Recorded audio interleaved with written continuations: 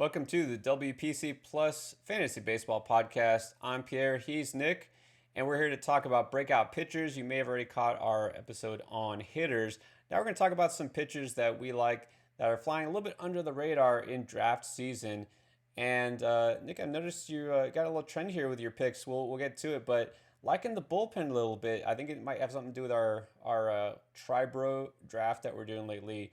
Our insane league created by JB, longtime RotoBaller, even longer than me, and he's just got this fascination with relievers. So we're drafting a league just of relief pitchers. Have you ever seen anything like that before? Last year when I did it, and I almost pulled out the victory. Lost our own Nick Mariano. It was a battle of the Knicks at the top. As No, it should be. it's yeah, I know.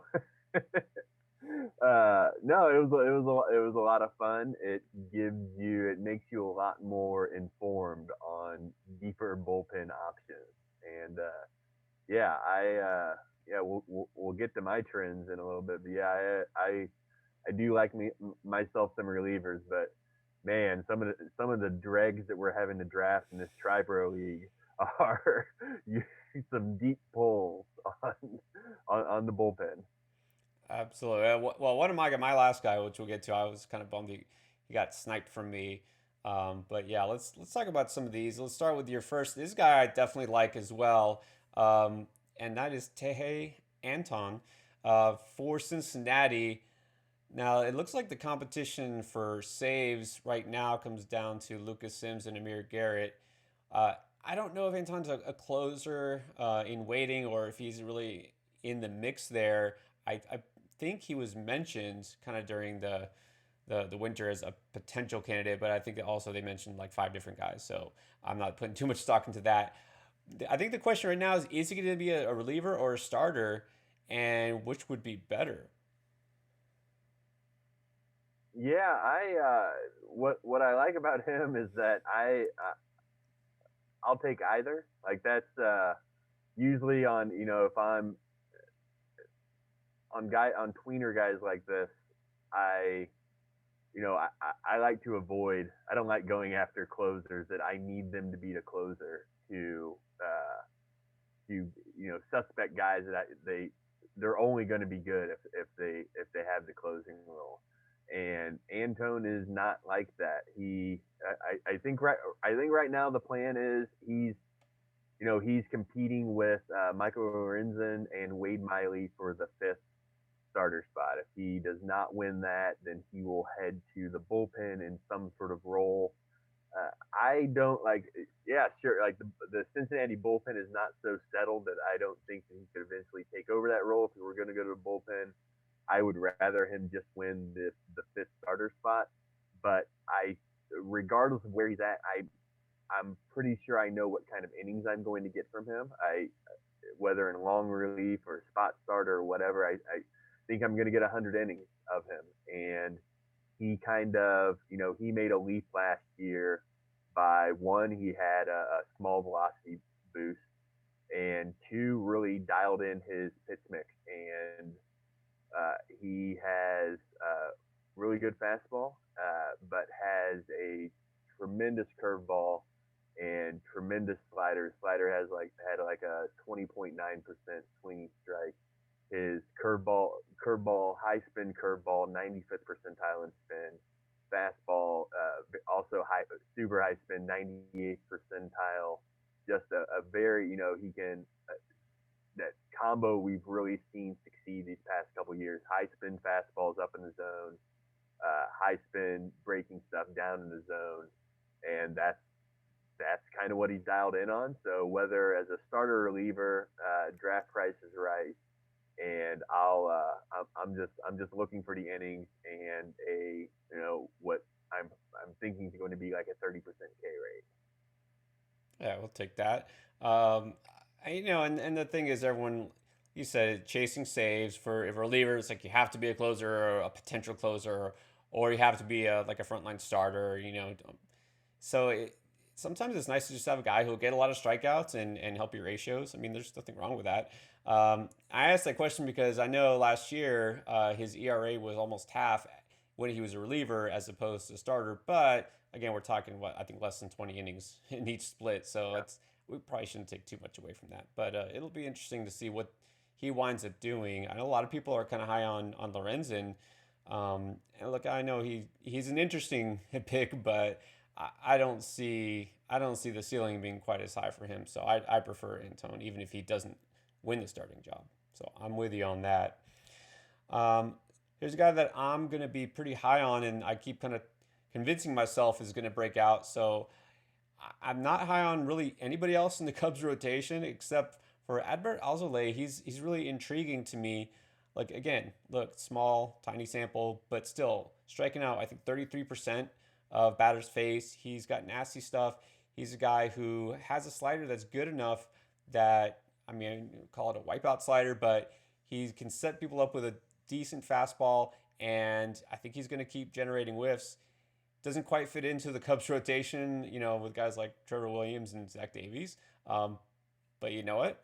I think that he's also flying under the radar for that reason because we think of the Cubs as kind of this boring rotation. They're kind of a boring team this year, to be honest. This is a guy who I think could win the fifth spot in the rotation and surprise some people. Obviously, he's going to have to cut down the walk rate. We could say that of pretty much every young pitcher out there. And I'll say it again about another guy. But he's a guy that's kind of intriguing to me. I feel like he's still kind of flying under the radar, like I said.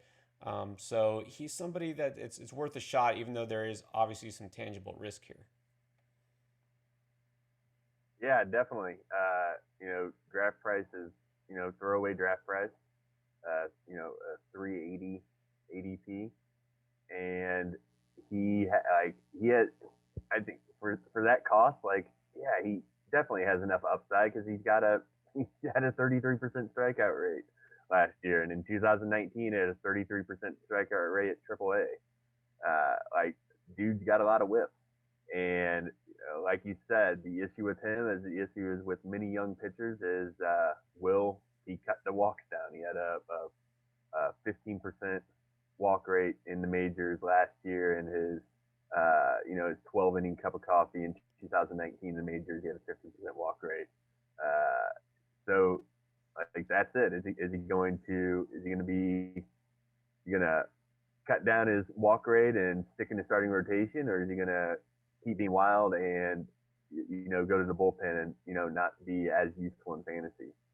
But considering his draft price, yeah, that's a fine little dart throw because he has such big time strikeout potential. Yeah, and I'm hoping he does stick in the rotation just so we can see what he does. But also because then if he does get moved to the bullpen, that might, you know, affect my other flyer, who I did just take in Triborough, and that's Rowan Wick in that Cubs bullpen. I don't trust Kimbrell anymore, so I No, possible me for neither. sure. He's on my team, and I don't trust him at all. Well, then that means you don't trust yourself, I think is what it means if you took him. But Mhm. I don't Right. know. It does. But It felt gross clicking. I was like, oh my god, am I really picking at the end and picking on the turn, just knowing that picking Craig Kimbrell and Matt Barnes on the turn when you're not getting to pick for another 30 picks, like that's just it felt gross. yeah, I'm sure you needed a couple showers after that. But moving on, let's get a guy that I don't know. This is somebody who's definitely interesting here. Tanner Rainey, another bullpen arm here. Um, Kind of same story here, talking about someone who can definitely generate whiffs. Was kind of a dark horse candidate for the closer job, and of course they went out and they signed Brad Hand. But do you think, again, this is a guy who could generate enough value for fantasy leagues if he doesn't earn saves? Yeah, I definitely do. Yeah, the Brad Hand signing was kind of a bummer because I was really on him early, and because I don't think Daniel Hudson is very good, so I thought that was going to be Rainey's job. And yeah, they signed Brad Hand, obviously not very good. I'm not very high on Brad Hand either. So it's like if they're gonna sign someone, it might as well be someone I don't believe in. Uh, Rainey, even if he does even if he doesn't get the saves, whatever. He had a 42.7% strikeout rate last year. He had a 34.6% strikeout rate the year before. That 42% K rate this year was backed up by a 21.5% swing strike rate. He has a nasty slider that no one can hit. Uh, so if he eventually takes over the closer job, fantastic. If not, whatever. I'm going to get 65 innings of probably a 35% strikeout rate, or maybe more, with really really good ratios. So no, I'm Rainey is even after the hand signing, Rainey remains one of my favorite draft picks. Yeah, and Statcast definitely agrees. He's a 99th percentile in whiff rate.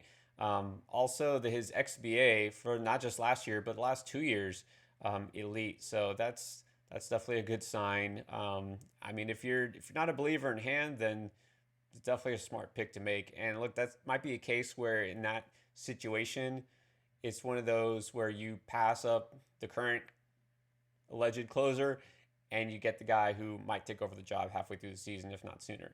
So I kind of agree with you there. I'm not anti hands, but I'm definitely pro Rainey. All right, so let's get to a starting pitcher here. Yeah, it's Marlin, but not the one you might expect. A guy that actually nobody's talking about, and that's Trevor Rogers. And so another pretty high draft pick from a few years ago, but again, under the radar here because you have got like Sixto coming on last year. Before that was Alcantara, who of course we know is just grossly being overdrafted, but we've already discussed that ad nauseum. So Rogers, he's a guy also. Well, actually, unlike those other two, who have a strikeout rate closer to 20%, Rogers closer to 30%. But here's the weird thing: he's also like Alcantara's. He's a ground ball pitcher. So you got a guy who could strike out nearly 30% of batters and get a 45% ground ball rate. That doesn't leave a lot of room for line drives and deep flies, so that's a good thing. A lot of people are scared away because you just look at last year's ratios. You can say, yeah, no thanks, hard pass, right? An ERA over 6. But here's the thing: his xERA was 3.49. All right, and this isn't a guy. So we talked about a breakout.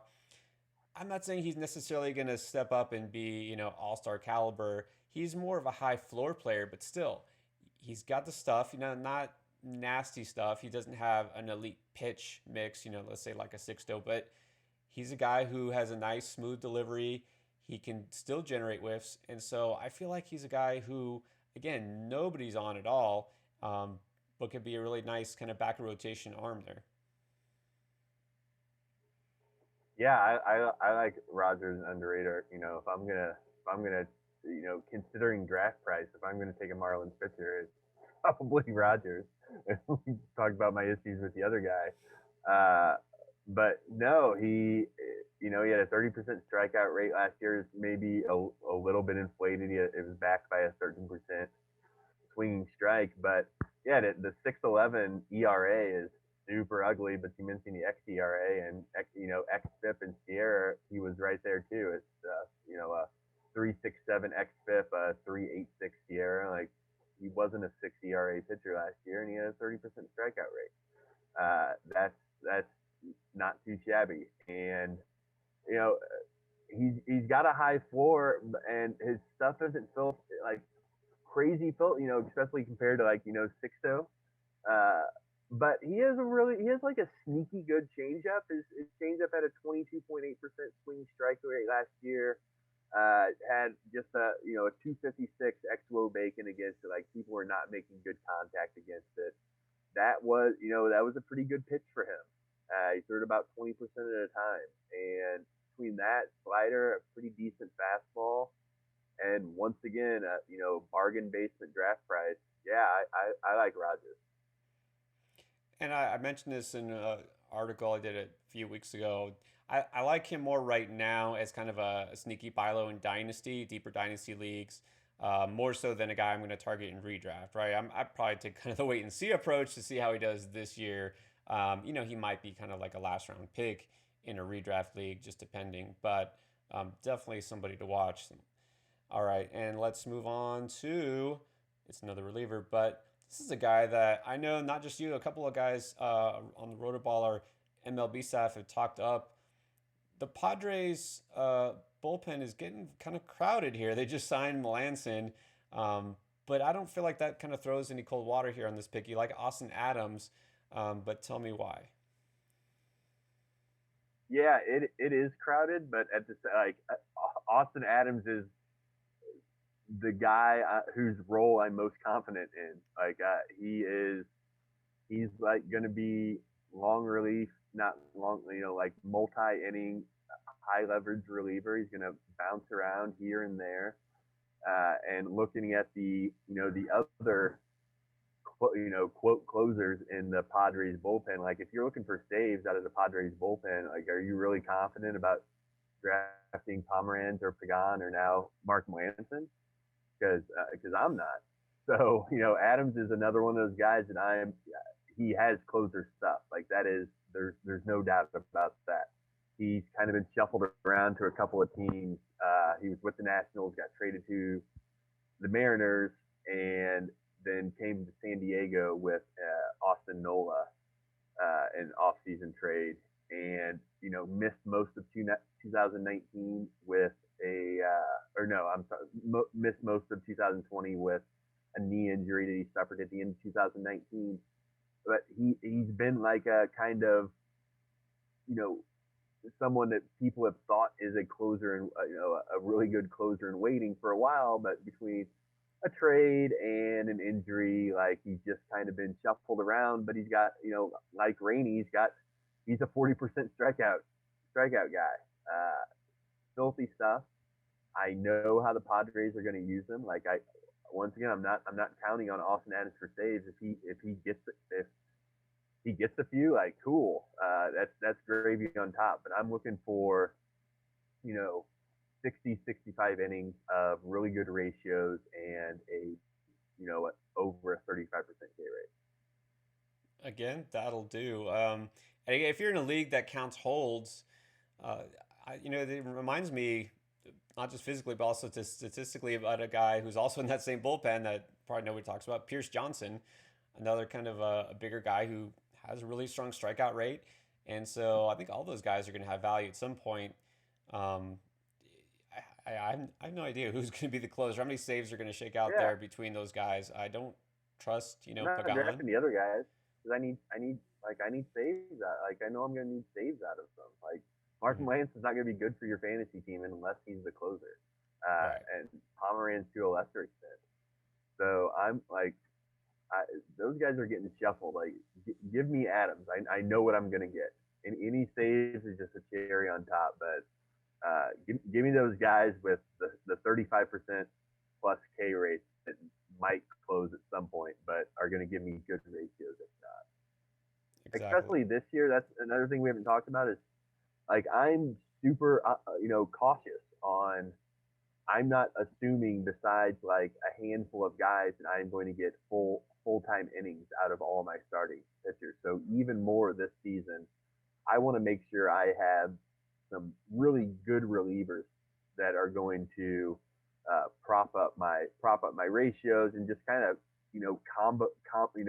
I treat my pitchers kind of as little like combo packs of oh yeah this guy's only going to get I'm worried he might only pitch 140 or 50 innings, but I'm gonna grab Austin Adams. I know he's going to get me 40 or 50 innings of these ratios and this stats, and combined, that's a pretty decent pitcher. And you can do that when you're not paying anything for relievers like Adams and Rainey, etc. That's actually a really good point because I know like last year we say, well, we're not going to get a lot of innings out of stars. Well, we didn't get a lot of innings out of anybody because there just weren't that many games and the 7 inning games and all that. Okay, so that it didn't make as much of an impact. We know obviously the average inning per start has been going down and down and down, but that's a good point that this year we're going to have supposedly a full season, but we're still going to see starters limited because COVID is still around, right? Managers want to protect their young pitchers, and on certain pitching staffs, we know that's going to be the case. Obviously, Tampa and certain others But yeah, I think that means logically that we're going to see a bump in innings pitched from a lot of those middle relief guys, right? The ones that you think typically only appear every couple of games. Well, now they might appear a little bit more often, so you get more value from those guys. Even if it's just, oh, help with my ratios and a little bit in strikeouts, it's a little more helpful than it used to be, especially several years ago. But that's a perfect segue to my last pick. This is a guy who isn't probably going to be in the rotation and is almost surely not going to be a closer. But I don't care. I like Tyler Matic of the Braves because, again, he's a guy who's probably going to pitch a lot in middle relief. We know the Braves are probably going to be one of those teams that is towards the lower end of innings per start for their starters because they have so many young starters, guys coming off injuries that they want to preserve. So I think Matic is going to come away with a fair amount of innings this year. But here's the thing, he's really getting zero buzz because, well, he took a few years off, and it wasn't because of physical issues. Kind of well documented, won't go into it, but he had some psychological issues, anxiety, and all these things, and he overcame it. So it's actually a really nice story. But bottom line is, if you look at his StatCast page from last year, it's filled with red.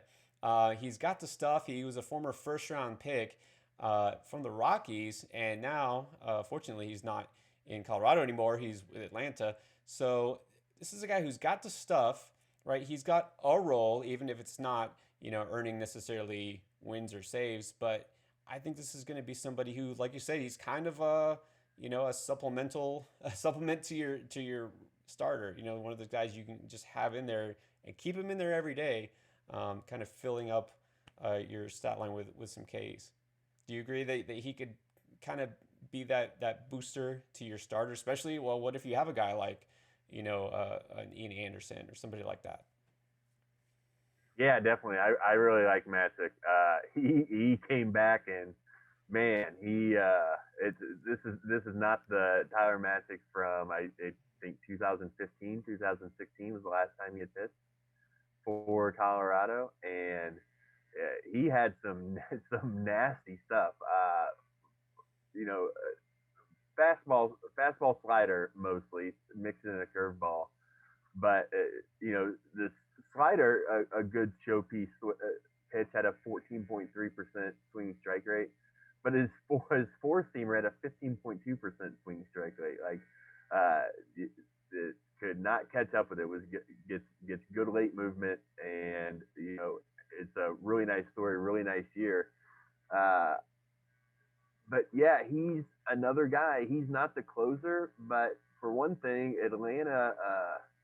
I mean, if you think that Will Smith and Chris Martin are like, if you can bet on which one's going to have more saves, like, good on you. Like, I think Will Smith is a much better pitcher, but I don't think this is going to be just like a traditional closing setup. Uh, and Matic, considering once again price, and I think he's going to get plenty of innings. He's going to be a 60 inning guy with good ratios and a high strikeout rate. Just to keep repeating that record. But Atlanta in particular, talking about like how much pitchers are going to pitch, like they've already said, like they've come out and said that like we're going to be limiting our young guys. Like Max Fried and Ian Anderson, and then Soroka will be coming back, and then you have the not young Drew Smiley, but you don't want to, like, one thing you don't want to do with Drew Smiley is push him for a whole bunch of innings. Like you want to keep him in a glass case and get out however many innings you can out of him, and Charlie Morton as well. Like they're like Atlanta straight up said that they are going to be very, very cautious with their arms. That's why I don't like that's why we've talked about Max Fried before. Like that's why I'm off of, like, I'm worried about him because I don't know how many innings he's going to get. But that's great for Tyler Matic. Uh, so yeah, I don't worry anything about his usage. I think the strikeout rate is for real. Like he is yet another one of these guys who can really bolster your starting rotation with that might have a bunch of question marks as far as innings go. Yeah, and that's the other thing, talk about, these setup guys who could take over the closer role. Well, between Charlie Morton, Drew Smiley, and then Soroka coming back from injury, there's a decent chance that rotation spot will open up at some point. Matic might make some spot starts here and there, so his innings. Yeah, I mean, by the time it's all said and done, he's he gonna could get go his close to innings. 100 innings. Yeah. So, well, there you go. That's our breakout pitchers for 2021. Because we already talked about hitters. Check out that video if you haven't already. And we're going to be breaking down all sorts of draft sleepers, busts, and strategy throughout the preseason. All right, guys. Thanks for watching.